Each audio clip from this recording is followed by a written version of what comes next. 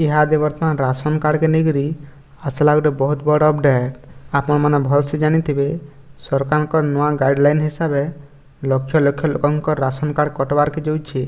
आपण भी जदि अवहेला होकरी ई गुरुत्वपूर्ण कामटा नहीं करबे ताहले आपण राशन कार्ड भी कटवार के चांस अच्छे। काଣା रही फ्रेश अपडेट आज वीडियो रे पूरा इनफॉरमेशन जानमा। वीडियो के लास्ट तक देखूँ। जदि आम चैनल नुआ अच्छन वीडियो के गोटे लाइक कर चैनल के भी सब्सक्राइब कर दूँ। इहादे केंद्र और राज्य सरकार द्वारा राशन कार्डधारी मानक अनेक प्रकार सुविधा सुजोग दिया जाउछे।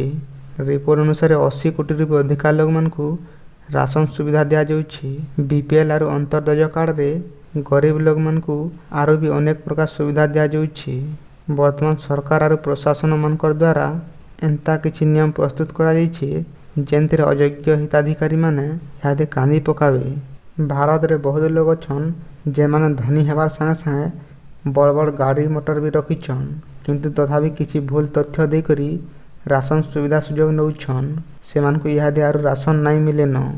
अयोग्य हिताधिकारी मानकु सावाड़ करबार लगी किछि गुरुत्वपूर्ण काम करबार के पड़बा। जदि आपण भी ई गुरुत्वपूर्ण काम नहीं करूछन तेबे आपण को भी असुविधार सम्मुखीन हेबार के पड़बा। जदि अयोग्य राशन कार्ड बातिल हेबा तेबे इटा जरूरी जे आपण को आवश्यक काम पहला करबार के पड़बा नचेत आपण भी मागणा राशन रु वंचित हेबे।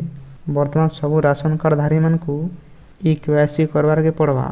जिला जोगाण अधिकारी सतीश कुमार मिश्रा कहिछन जे ई अगस्त मास शेष सुद्धा समस्ते ई केवाईसी करिनौ नाहले तो अयोग्य हिताधिकारी मानकर संगे आपण राशन कार्ड भी कटि जाई पारे।